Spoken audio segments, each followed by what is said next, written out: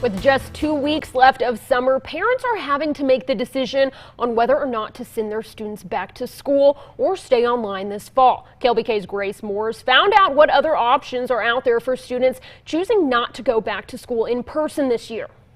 Brian Galvin never expected how COVID-19 would change tutoring. It's been pretty dramatic. I think in general in the past, there was some skepticism about online learning. Could it be as good as in person? At Varsity Tutors, they're seeing a higher number of students looking for online tutoring than ever before. Now we're realizing, one, that online learning can be great and it can be lackluster, and I think people are gravitating toward experts who have done it for a long time. Huntington Learning Center has also seen an increase in in-person students over the last few months. Parents got to sit at home and see their children learn, for the first time probably ever.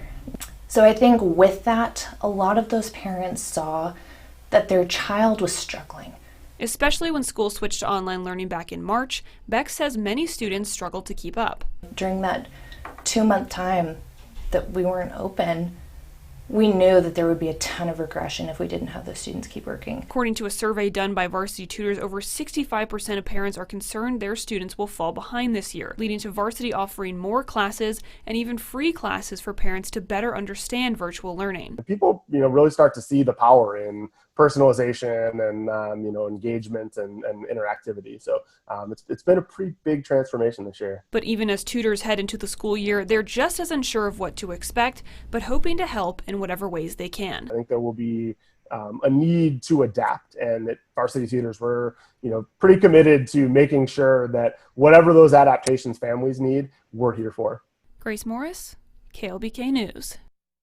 Varsity Tutors say that since most standardized tests have been canceled or postponed, they are mostly focusing on supplemental education and helping parents figure out how to teach their kids from home.